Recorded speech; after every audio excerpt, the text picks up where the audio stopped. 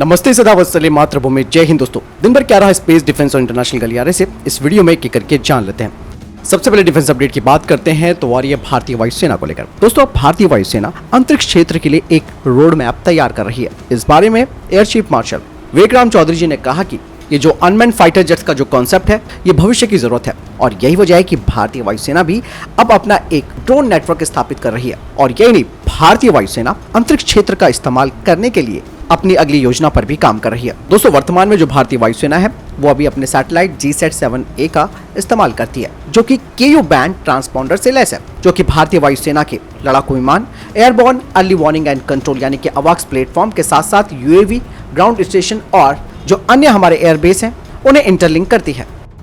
बढ़ते हैं अगले अपडेट की तरफ जो कि अग्नि अस्त्र को लेकर आ रही है। भारतीय सेना के आर्मी डिजाइन ब्यूरो ने डिफेंस एक्सपो 2022 में अग्नि अस्त्र का प्रदर्शन किया। दोस्तों इसे multi target remote control blaster कहा जाता है। अग्नि अस्त्र का उद्देश्य आतंकवाद विरोधी अभियानों में इसका इस्तेमाल करना है। इसका मेन काम होता है कि ये जो माइंस होते हैं उनका पता लगाना और उनको डिफ्यूज करना ताकि जो प्रत्यक्ष मानव हस्तक्षेप है वो ना हो सके। भारतीय सेना ने कहा कि अग्नि अस्त्र प्लाटून कमांडिंग अधिकारियों की सभी जरूरतों को पूरा करेगा, जिससे कि विशेष तौर पर वे रिमोट कंट्रोल के माध्यम से IED और माइंस के खतरों से निपट सकेंगे। बढ़ते अगली अपडेट की तरफ जो कि रुद्रम 2 और रुद्रम 3 मिसाइल को लेकर आ रही है। दोस्तों आखिरकार DRDO ने अपनी एयर लॉन्च रुद्रम 2 और रुद्रम 3 के बारे में जानकारी दी है। उन्होंने कहा कि इन मिसाइलों को भारतीय वायुसेना के सभी प्रकार के जो जेट्स हैं उन पे लगाया जाएगा और ये अभी तैयार हो रही है। DRDO ने कहा कि इस मिसाइल के अधिकांश डिजाइन और विकास कार्य पूरे हो चुके हैं और इनका जल्द ही सुखोई 30 MKI से विकासात्मक यानी कि डेवलपमेंटल ट्रायल जल्द किया जाएगा। रुद्रम 2 को दोस्तों सुखोई 30 MKI और मिराज 2000 के साथ भी ऑपरेट किया जाएगा और रुद्रम 2 की रेंज 300 किलोमीटर है और ये 15 किलोमीटर की ऊंचाई में मैक 0.8 पर लॉन्च की जा सकती है। साथ ही इसमें सॉलिड रॉकेट मोटर का इस्तेमाल किया जाता है और ये INS प्लस सेट नेव का इस्तेमाल करती है नेविगेशन के लिए और ये अपने साथ 155 किलोग्राम से 200 किलोग्राम का वॉरहेड ले जा सकती है। इसका इस्तेमाल दुश्मन के radar installation, bunker, air strip और एयर हैंगर को खत्म करने के लिए किया जा सकता है। और रुद्रम 2 की जो अधिकतम स्पीड है वो मैक 5.5 होगी, लेकिन टर्मिनल गति में यानी कि टर्मिनल फेज में इसकी स्पीड 0.9 मैक है। वही रुद्रम 3 जो कि 1.6 टन की होगी, ये एयर टू सरफेस मिसाइल होगी। इसकी रेंज 600 किलोमीटर होगी और इसे 0.9 मैक की स्पीड से 11 किलोमीटर की ऊंचाई से लॉन्च किया जा सकता है। आपको मैं बता दूं कि सुखोई 30 MKI फाइटर जेट के बाद इन मिसाइलों को यानी कि रुद्रम 2 और रुद्रम 3 को तेजस मार्क 2 में भी देखा जाएगा, लेकिन ये मिसाइल अभी तेजस मार्क 1A पर नहीं लगेगी। बढ़ते अगले अपडेट की तरफ दोस्तों, चेन्नई स्थित एरो 360 ने एक मल्टीकॉप्टर अनमैन्ड एरियल सिस्टम जो कि माइंस का पता लगा सकता है उसे DRDO को दिया है। इस कंपनी के अनुसार इस UAV का नाम भीम रखा गया है।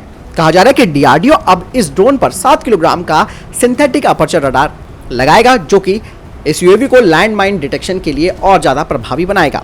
भीम का जो मैक्सिमम टेक ऑफ वेट है वो 23 किलोग्राम का है। इसकी क्रूजिंग स्पीड 10 मीटर पर सेकंड है और इसकी मैक्सिमम फ्लाइंग स्पीड है 15 मीटर पर सेकंड और ये अपने साथ 5 से 10 किलोग्राम का पेलोड ले जा सकता है।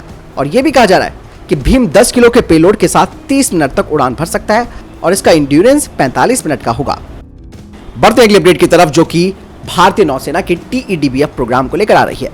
दोस्तों ADA में LCA नेवी और TEDBF के प्रोजेक्ट डायरेक्टर विनोद कुमार जी ने कहा कि कैबिनेट कमेटी ऑन सिक्योरिटी यानी कि CCS की मंजूरी के बाद HAL twin engine deck based fighter jet को बना रहा है और ये अगले 8 सालों में ऑपरेशनल भी हो जाएगा। साथ ही उन्होंने कहा कि भारतीय नौसेना की ये सभी आवश्यकताओं को भी पूरा करेगा। इसके लिए भी 4 प्रोटोटाइप विमान बनाए जाएंगे जिनकी लागत करीबन 14,000 करोड़ रुपए का अनुमान है।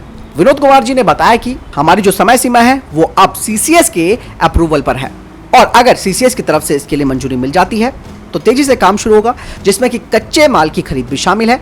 इसके अलावा हम निजी क्षेत्र के साथ सहयोग के लिए भी काफी उत्साहित हैं, जो कि एरोस्पेस क्षेत्र में काफी महत्वपूर्ण योगदान भी दे रहे हैं।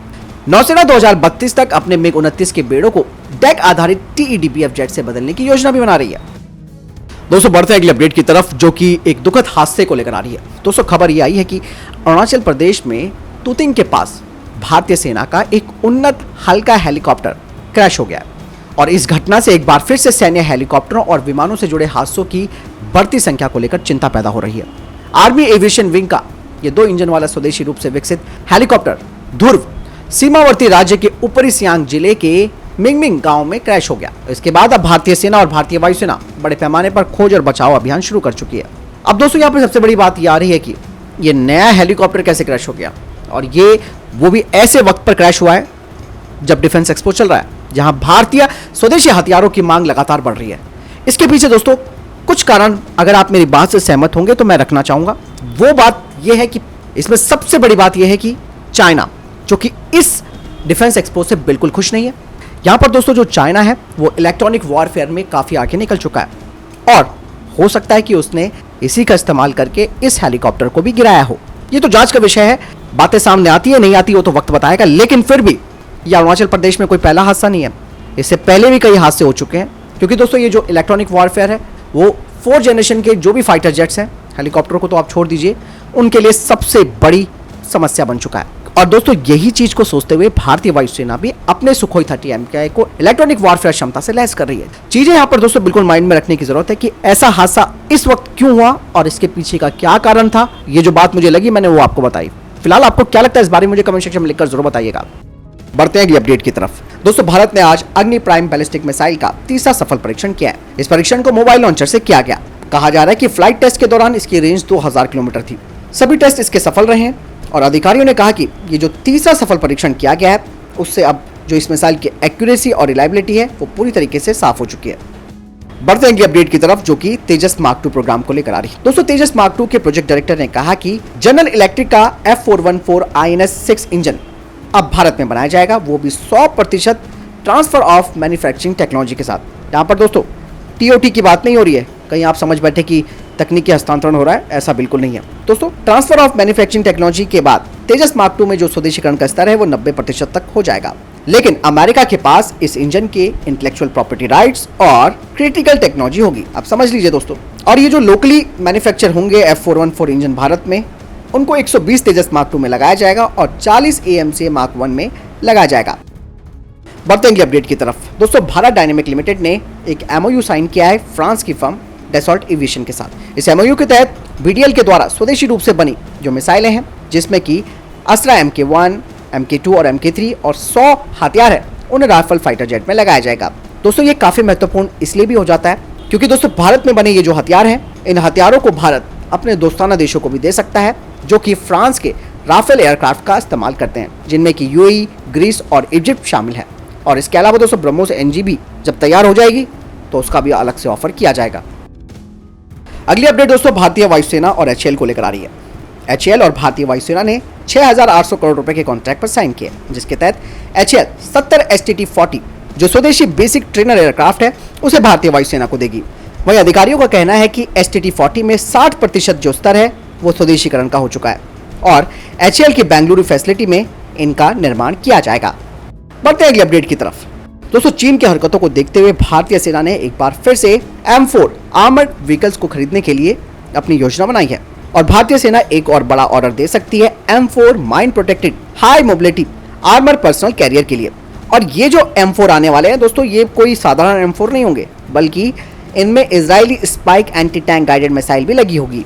और आर्मी जिन M4 का ऑर्डर देगी, यानी कि जो नया ऑर्डर देगी M4 का, उसमें जो 7.62 mm की गन है उसको बदला जाएगा 20 mm की गन से, जिसे कि ऑटोमेटिक टर्रेट में लगाया जाएगा और इसी के साथ इसकी खरीद की जाएगी।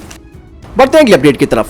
दोस्तों UAE की फर्म कैरिकल ने एक पार्टनरशिप एग्रीमेंट साइन किया है भारतीय फर्म आईकॉम लिमिटेड के साथ, जिसके तहत कैरिकल राइफल को भारत की हैदराबाद फैसिलिटी में बनाया जाएगा और इस राइफल को इंडियन आर्म फोर्सेस के साथ साथ इंटरनेशनल एक्सपोर्ट के लिए भी प्रस्तुत किया जाएगा। आपको मैं बताना चाहूंगा कि कैरिकल में 50% जो कंपोनेंट्स हैं वो भारत में बनते हैं, जिनका इस्तेमाल ये कंपनी अपने कार्बाइन और स्नाइपर्स में करती है, जो कि UAE में बनते हैं। बढ़ते अगली अपडेट की तरफ। दोस्तों गरुड़ा एरोस्पेस ने इजरायली एल्बिट सिस्टम के साथ एक समझौता किया, जो कि Skylark 3 unmanned aerial system के लिए, और इसे भारतीय मार्केट में पेश किया जाएगा। स्काई लार्क 3 एक attack tactical mini UAV system है, जिसकी रेंज 100 किलोमीटर है, इसका इंड्योरेंस 6 घंटे का है और इसकी सर्विस सीलिंग 15,000 फीट है। आपको बता दें कि इसका इस्तेमाल इंटेलिजेंस सर्विलेंस के साथ साथ टारगेट एक्विजिशन के लिए भी किया जा सकता है। बढ़ते अगली अपडेट की तरफ। दोस्तों HAL ने इंडियन नेवी के साथ एक MOU पर साइन किया है, जिसके तहत MiG-29 के जो फाइटर जेट्स हैं उनमें लगा जो इंजन है, जिसे कि RD-33 कहा जाता है, उसकी मेंटेनेंस, रिपेयर और उनका ओवरहॉल किया जाएगा HAL के द्वारा। और HAL अपना एक नेवल एयरक्राफ्ट यार्ड गोवा में तैयार करेगी, जहां इंजन का रिपेयर और सपोर्ट भी होगा। साथ ही वो भारतीय नौसेना के naval institute of aeronautical technology को भी ट्रेनिंग देंगे कोच्चि में। बढ़ते हैं अगली अपडेट की तरफ। दोस्तों, अर्जेंटीना का एक हाई लेवल डेलीगेशन जिसमें कि उनके जॉइंट चीफ ऑफ स्टाफ अर्जेंटीनाई आर्म फोर्स ने HAL के पवेलियन का दौरा किया डिफेंस एक्सपो में, जिसके तहत उन्हें तेजस एयरक्राफ्ट और प्रचंड लाइट कॉम्बैक्ट हेलीकॉप्टर को प्रदर्शित किया गया और इस बारे में उन्हें जानकारी दी गई। साथ ही भविष्य के हथियारों के बारे में भी अवगत कराया गया।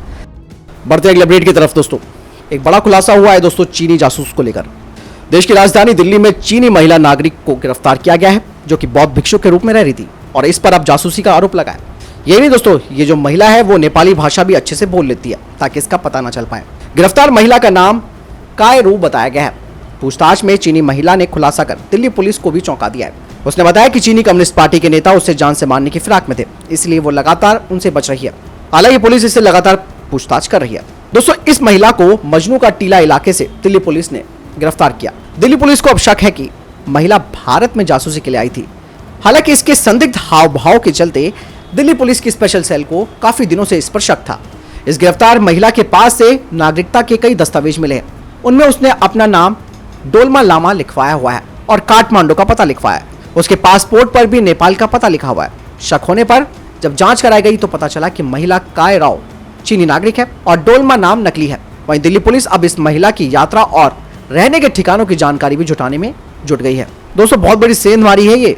इसके लिए अब जबरदस्त कार्रवाई करनी पड़ेगी, क्योंकि दोस्तों नेपाल बॉर्डर में अगर हमने सख्ती नहीं बरती तो ये नेपाली नागरिक बनकर ये चीनी जो है वो भारत में घुसपैठ भी कर रहे हैं और साथ ही साथ भारत की जानकारी भी पहुंचा रहे हैं। आपको क्या लगता है? कमेंट सेक्शन में लिखकर जरूर बताइएगा। बढ़ते अगले अपडेट की तरफ। दोस्तों, इसरो ने अगले साल चंद्रयान 3 के प्रक्षेपण की योजना बनाई है, जो भविष्य में चांद की सतह पर खोज के लिहाज से काफी महत्वपूर्ण अभियान होगा। अंतरिक्ष एजेंसी ने अगले साल की शुरुआत में देश के पहले मानव अंतरिक्षयान गगनयान के लिए एबॉट मिशन की पहली परीक्षण उड़ान की तैयारी भी की है। इसरो के प्रमुख एस सोमनाथन जी ने कहा कि चंद्रयान 3 मिशन को प्रक्षेपण यान मार्क 3 के जरिए अगले साल जून में प्रक्षेपित किया जाएगा। इसरो प्रमुख ने कहा कि एबॉट मिशन और मानव रहित परीक्षण उड़ान की सफलता के बाद इसरो की योजना 2024 के अंत तक भारतीय अंतरिक्ष यात्रियों को कक्षा में भेजने की है। उन्होंने चंद्रयान 3 के रोवर के बारे में बताया कि ये रोवर यात्रा की ऊंचाई की गणना करने और खतरे के मुक्त स्थानों की पहचान करने के लिए बेहतर सॉफ्टवेयर से लैस है। तो दोस्तों, ये अभी तक के टॉप डिफेंस और स्पेस अपडेट्स। वीडियो के संबंध में कोई प्रश्न, जवाब या आपका कोई सवाल है, कमेंट सेक्शन में लिखकर जरूर पूछ सकते हैं। मिलता हूं नए वीडियो के साथ। चैनल जरूर सब्सक्राइब कीजिएगा। जय हिंद, वंदे मातरम।